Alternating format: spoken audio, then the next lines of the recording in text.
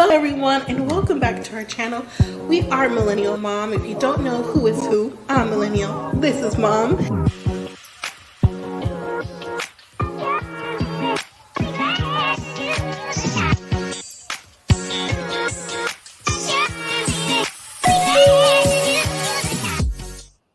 Hello everyone and welcome back to our channel. If you're new here, I'm Mom or Kay from Millennial Mom, and today I'm going to talk to you about Married at First Sight, Season 17, Denver, Episode 6, Cancun, Can't Touch This. Now, see, they were being a little bit cute with the title, Cancun, Can't Touch This, because they're in Cancun. I guess somebody can't touch this. All right. So before I begin, look at the bottom of your screen or whatever device you're looking on. Please don't forget, if you haven't already subscribed to the channel, please subscribe to the channel, like the video, leave your comments so I know what you thought about these couples so far on the honeymoon, and tell a friend that Mom or Kay from Millennial Mom reviews, recaps the Married at First Sight franchise and the tell-alls. All right, so let's get started. Now, we're back with the couples on the honeymoon. It's like day 2 and 3-ish, I'm guessing, of maybe the 5-day honeymoon. And a lot didn't happen till like the very end of the episode. So as the couples are continuing on their activities for the day before they come back to their regular lives, it already seems like some couples, 2 in particular, are already like in friend zone, off the honeymoon phase, or some didn't even get to the honeymoon phase, but the ones that are, I don't know. There seems to be like a little bit more of cultural differences going on versus, what they feel morally. That's just my opinion. All right, so there's some quick scenes, and we're going to start off with Lauren from the couple, Lauren and Orion. Lauren is saying that she didn't sleep the best last night because her and Orion got into a disagreement because the word redskin came up, and Orion said he keeps 10 toes down on that reference based off of the ancestry and history of his own culture and what that means to him. When Lauren, who apologized profusely, admitted she didn't even know what redskin was, and Orion had actually brought it up. Well, anyways, that led to a big disagreement, and they went their separate ways, and Lauren was saying she slept separately from Orion. But then around 5 o'clock in the morning, she got into bed with him so he wouldn't feel like he was alone or something. And I'm like, I wouldn't even have felt that he would be alone, or, if there was 2 bedrooms in the honeymoon suite, I would have stayed on that side of the honeymoon suite in my bed. And then, as the morning progressed, if he felt like he wanted to speak with me too, then we would go from there. I just wouldn't have like crept in the bed, but that's just me. Lauren clearly sees things differently. She hopes that everything opens up, the narrative gets put back in the open, because you know what? She doesn't want to give up on the marriage just yet. I mean, they just got started, and she wants to repair everything because things didn't happen out of malice. They happened because they were just having conversation. So as the couples are going along their day, we see them go out on different activities to fill out their honeymoon experience. And first up is Emily and Brennan. So Emily is still icing her hand because she told us last week that coming out the shower, trying to get some towels for her and Brennan, she slipped and fell, and she didn't see anybody, but she thinks like maybe her hand is broken, whatever. But she's still continuing on with the activity. She got a big old bag of ice on her hand, and she's still saying that she can't feel her hand. And I'm like, no one in production, now we didn't see it, I'm just guessing, no one in production suggested that maybe she would go see a medical professional while she's at the resort, or take her to a hospital or something, because if you can't feel your hand after a couple days, or not even a couple days, you need circulation in your hand before things start happening, and you may lose your hand or fingers in general. But you know what? Emily said, whatever, she's going to keep this ice. She's going to go out on these activities with Brennan because, that's what she's going to do. She's going to suck it up. So when Brennan and Emily do get to their activities, they're like, not jet skiing, but I write down flyboarding on the ocean, where they're standing on something that makes you levitate off the ocean water. And Emily's doing this activity. She got a helmet on, so just in case she falls to the water really hard, she doesn't give herself a concussion. But I'm still thinking, girl, your hand. If you can't feel your hand, okay, what's more important? Saving face for Brennan or your hand? Anyways, Brennan thinks that Emily is a good sport about it. He likes her tenacity, and he feels like he has a winner. But in my opinion, yeah, she's doing a lot extra.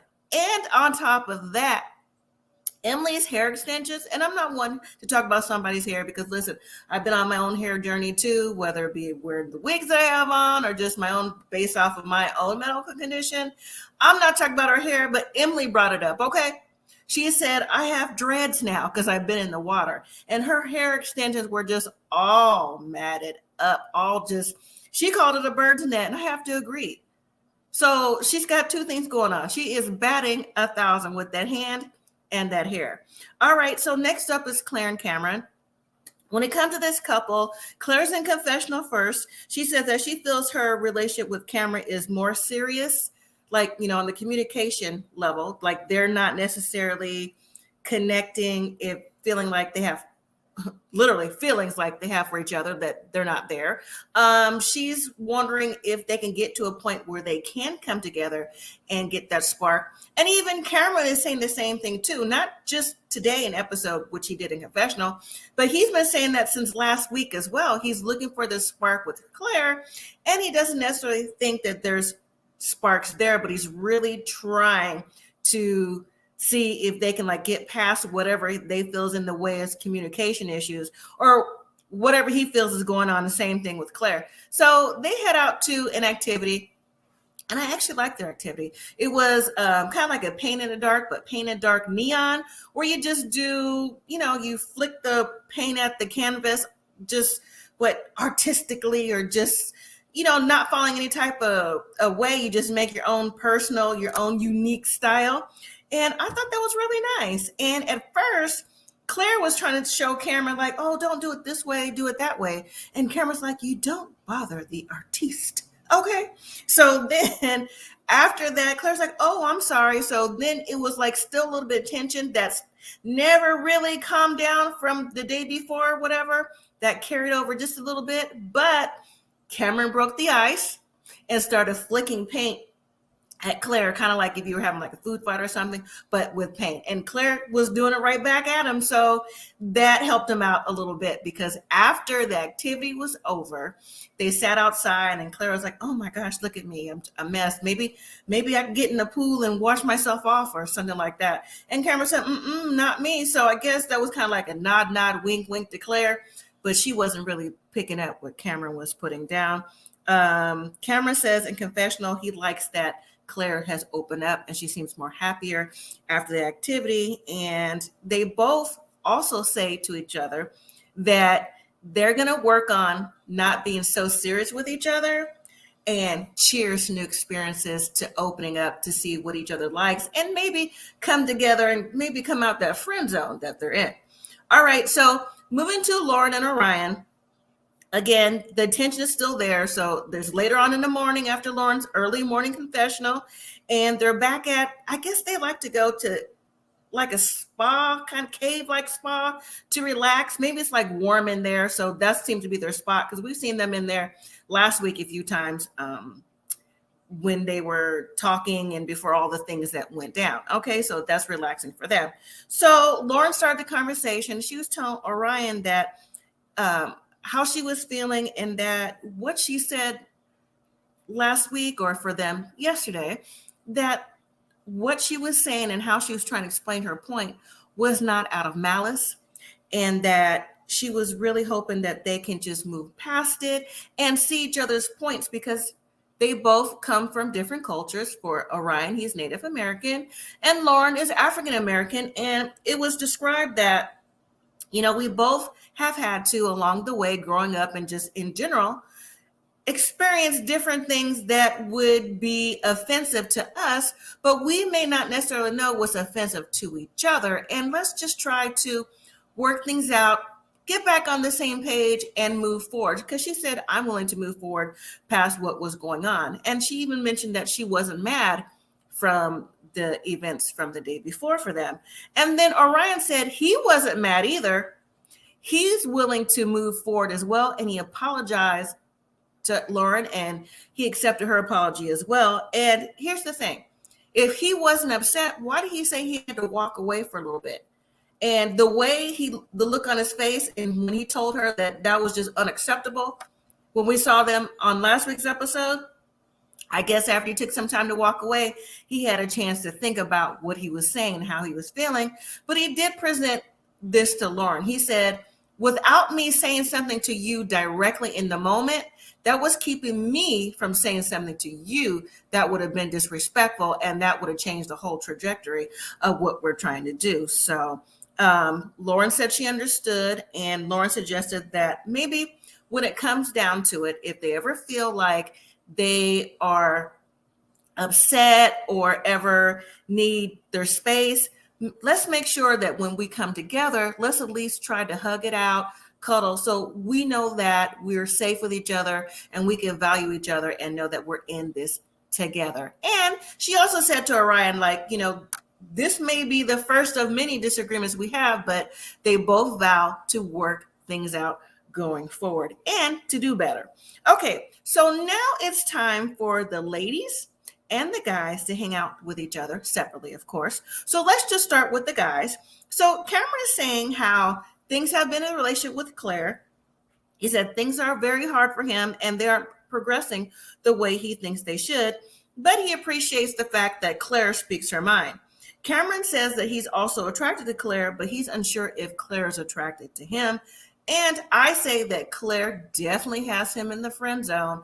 I'm not sure if it's Cameron's quirkiness or maybe the air he has about himself that she's not really feeling at the moment, for my opinion. And on top of that, I think she has her mental health therapist hat on, and she's maybe diagnosing Cameron, along the way. Orion goes on to say that him and Lauren have had a disagreement, but for him, everything is going nice and everything is kosher and copacetic, I should say, right now with him and Lauren. I'm thinking, wow, it is?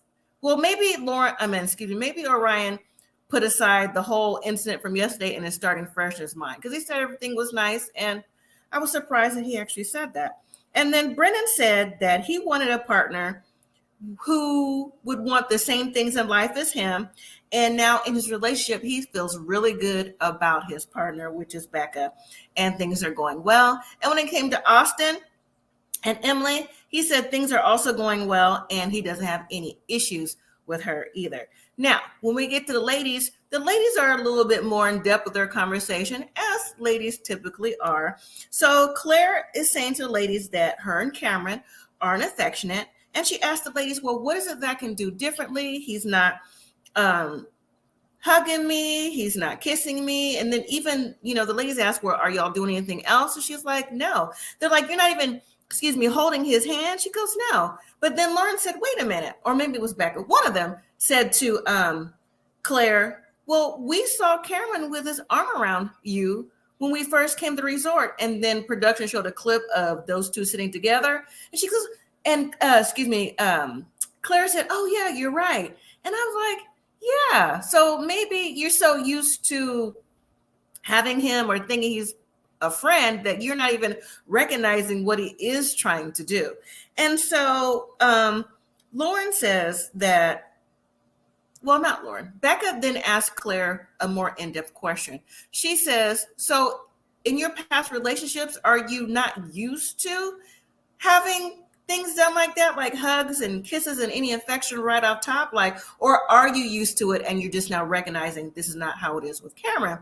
And Clare says, well, in the past, I wasn't used to it. And I remember Clare saying when she was first introduced as a bride, or, talking to with her friends and family, that in the past that she had a self-esteem issue with herself, and maybe she didn't feel like she was like the best looking, and just some little things that she had to work on to get past. And I think maybe this is exactly what Clare is feeling with Cameron, because those things in her mind are coming back to her now, especially because, again, I think Clare feels that Cameron's not attracted to her and vice versa. It is definitely a friend zone. If y'all think it's anything different than a friend zone, if y'all think you see a spark between Cameron and Clare, let me know, because I definitely don't see it. And I was trying to, but even the way they sit together, she's like sitting to the side and he's trying to put his arm around her and she's still like, yeah, you're touching me, but like, I don't want you touching me kind of thing. So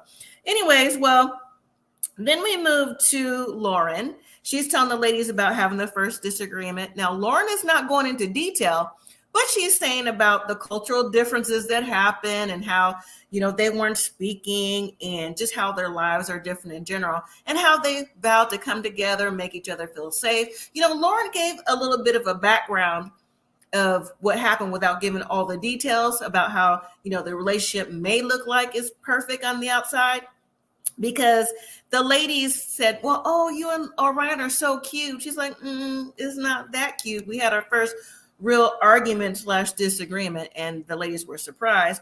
Versus Lauren was saying this, but then you heard Orion say, oh, everything is perfect. So that right there already shows they're not really on the same page.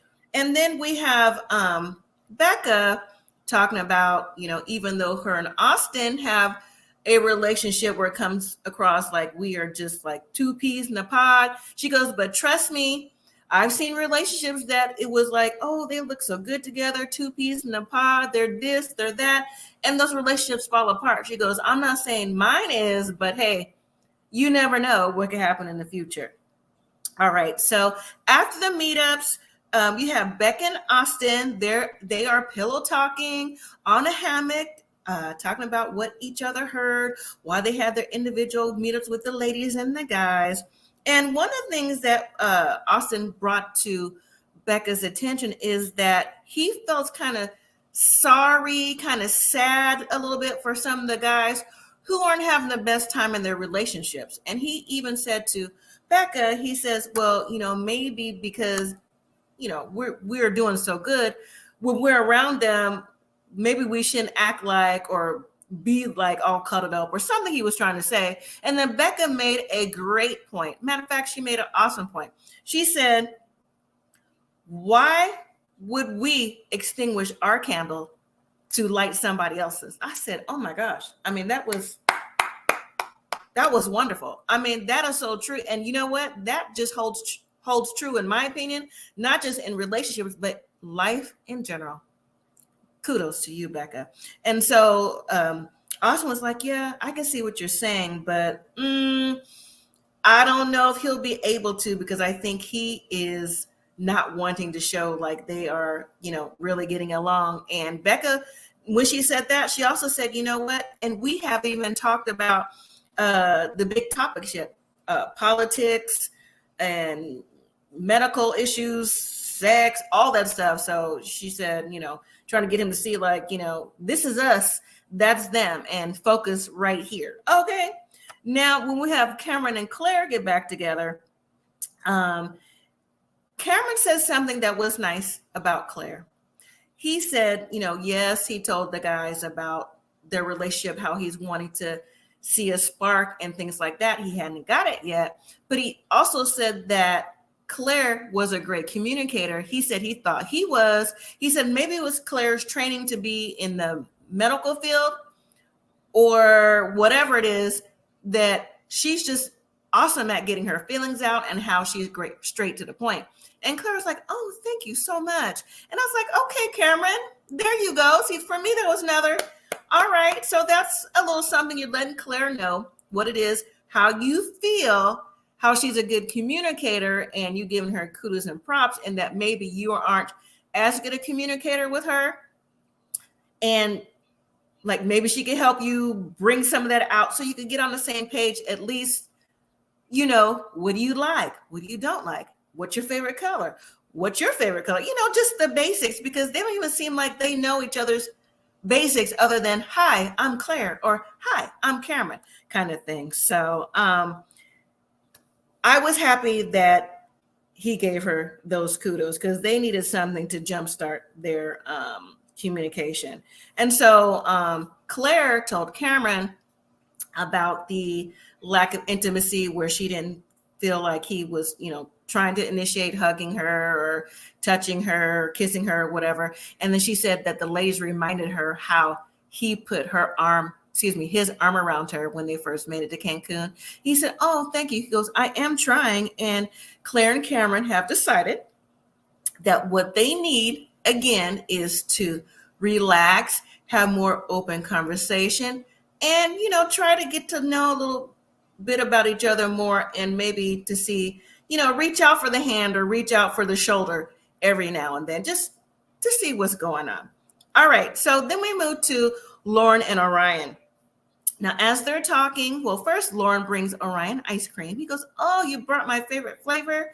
Lauren said, "You know what? I remember what your favorite flavor was." And then we see a clip from production where they're laying in bed talking about the things they like and don't like. And different types of ice cream was part of that conversation. So when they sit down and they talk about the things they heard today with the other guys and the ladies, they were saying again how things weren't perfect and how they're navigating through their conversation and being on the same page and feeling good and feeling safe with each other and navigating those hurdles together. And again, it comes up, I may have said a little bit too soon, but if they have any issues during the daytime and, by the time the morning comes around, just to make sure they feel loved and valued, make sure that they acknowledge one another and go from there. And then they both pinky swear that they would do it. All right, so then it's the next day and the couples get together for a shared activity, but nope, by the time they get to the boat to go out on the ocean, they're rained out, so they got to come back to the hotel. But once they come back to the hotel, they're having brunch, and during brunch, I guess production had questions, and Becca was the host for the brunch, for the activity, and it's talking about different questions for each individual to answer about what they like, dislike, pet peeves, etc. Well, some of the questions are about, for example, for Cameron, he's asked about what's a pet peeve of yours. Becca is asked what area is she most fulfilled. Lauren is asked who she can be most vulnerable with. Emily's asked what she's curious about and she hasn't explored yet. And her answer was love. And I wasn't surprised about that since she admitted, and even the not producers, even the experts know that she's never been in love before. So technically this is an experiment for Emily. I'm just saying. Orion's asked, what is he being taught, or, what is Lauren teaching him? And then Orion asked Lauren the same question back. And then just different little questions going round and round. There's the questions are pretty basic, but yet they're opening up to each other as individuals and as couples about, who they are as people. But the questions to Cameron that he answered were very, I don't want to say in-depth, but had Cameron thinking, because Cameron said, and he was very somber about this, he said the questions hit him, inwardly, because what's happening now in his adult life doesn't align with how he grew up. He said his parents divorced when he was younger, and he had different difficulties going forward. And so that him looking back when he was younger, when you think about your memories, it's like a movie playing and he doesn't recognize who he is in the movie. And you know what? I can understand what Cameron's saying. If you've gone through certain trauma, whether it be divorce or anything else that happened in your life that was negative, if you look back at who you were then and you overcame that to who you are now, of course, it's going to be like a different person or different time in your life. So maybe that's why Cameron came from New Zealand over to Denver, that stayed and made friends with his mom's cousin's sister's friends, college roommate, whoever he's friends with, whatever the dynamic is, and his family's still in New Zealand. And maybe that's why he doesn't have the same connection, because at the wedding, there wasn't even a call from the family that he was getting married. So maybe he still carries PTSD from that. All right, so after the group activity, we see Emily and Brennan in their hotel room. Now, if you remember me saying in the early part of this video, Emily, besides her hand being messed up, her hair, she said, is drawn up in dread. So the extensions that she had in there just tangled up and everything. So we see a quick scene with Emily in the room, and they have a hairdresser in there for her. I'm like, she need a hairdresser and a doctor, okay, to get her all fixed up. But the hairdresser is in there, and you can see him going through her hair, lifting it up and cutting out the extensions. And Emily's like, oh my God, I hear scissors. What is that? I'm not used to it. I'm like, Emily, either you want your hair fixed, you want these matted up extensions out of your hair that's probably pulling your hair out anyway, out, or you don't. Okay, well, she sat there for the whole thing. And then when the hairdresser left, she saw the ball of extensions sitting on the dresser, whatever. She goes, oh my gosh, I think they took out some of my hair. Well, probably, because how long has your hair been matted up? Anyways, moving on from that. Now, later in the evening, we have, well, not later in the evening, excuse me. After that scene, we have the couples the next day go back out on the boat ride because the weather has let up. It's a nicer day, and the couples are enjoying themselves. Again, they're talking about their do's, their don'ts, their likes and dislikes with each other. And the couples having the most of the conversation together is Becca and Austin and Lauren and Orion. They're having conversations with the couples, having heart-to-hearts, and just a little bit more of the likes, dislikes, and where they think things are going in the future and what's happening now. Emily and Brennan are sitting talking, and Brennan is telling Emily that he's gaining more and more trust with her, and he really likes her and he values her. And then Clare and Cameron are still trying to navigate the waters. Cameron is sitting with his arm around Clare, and she's just, sitting off to the side. I mean, the arm is around her shoulders, but it's just kind of like hanging off. So I don't know. I mean, if Clare and Cameron want to make it work, I don't know what they need. You know what they need? Yes, I do. They need expert help to help guide them with whatever's going on. Because right now, again, disconnect is not there. So, all right, after the boat ride, everyone is back doing whatever they're doing individually. But we have Lauren and Orion. They're out to dinner, and they talk about how they enjoyed the boat ride. They're back seeming like they're lovey-dovey, back on the same page, right? So then Lauren gets to talking about intimacy. She goes, during the boat ride, I was looking at you, and I could just imagine myself with you intimately. And Orion's like, oh, yeah, I can too. I enjoyed the boat ride too, right? So you're thinking the conversation going to get real steamy, right? Hold on, y'all.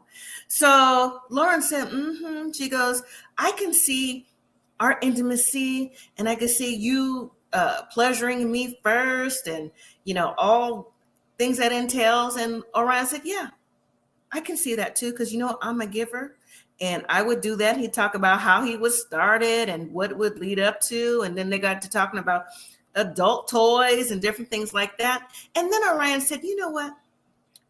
I really appreciate this conversation. He said, when I met with the experts, he said, I wanted to be with somebody who I can be with intimately, like my wife, and move forward and just, give my all to her. He goes, because I just don't want to give myself to anybody. He said, matter of fact, I haven't been intimate with anybody for a year and a half. And so Lauren said, well, it's been a little less than that for me. He said, well, how long? She goes, well, it's been about 2 months. She goes, matter of fact, 2 months, about to the day. Orion said, what? He goes, when I got matched up for the big reveal, I stopped having, he said, excuse me, I was engaged. Like there was no intimacy. And Lauren said, I stopped too. She goes, but that was before the reveal. So I felt the same way. I was also engaged. And I'm thinking like, okay, Orion, you are a year and a half. And Lauren said 2 months. You just got married literally maybe 4 or 5 days ago. You found out 2 weeks prior you're getting married. So 2 months isn't 2 weeks. But Orion's like, oh no. So he said sex would be off the table. And Lauren said, oh, okay, well, I guess we got to find something else to do then. I'm like, what is it that Orion is thinking about conversation with Lauren when he feels maybe things aren't going his way. Does he feel like she just did something like the night before at like the bachelorette party? Or does he think that because he values himself and what he will and won't do in a relationship, that his partner should also have the 1.5 year plus time frame like he does and have the same aptitude in that way as well? You know, the same pathway? Because this is the second night in a row that things have just got turned literally upside down from Orion. Now, let me say, I do realize that Orion is also on the after party this evening. I'm not including that in this review because you know what, I haven't watched it yet, but I will. But yeah, I'm not liking the conversation how Orion is suggesting things should be based off his moral compass when he's also on the same show. So that was the end of this episode. Next time on MAFS, next week, it's the final days of the honeymoon. We see Cameron going to the hospital, and Orion and Lauren are FaceTiming with Pastor Cal, and Pastor Cal point blank says, "So, what do you want to do? Do you want to get a divorce?" Lauren gets up, Orion is quiet, so I guess we will find out if this couple makes it past the honeymoon or not. So, wow. Oh my goodness. Now, let me say this. I will be live next Thursday going forward for Married at First Sight live review. I hope you all will be able to join me. Details will be coming soon. In the meantime, happy Thanksgiving or whatever you celebrate. If not, thank you for watching. I appreciate everybody joining. Again, don't forget to hit that like, subscribe, comment, and share. And until next time, everyone, live simply, be grateful.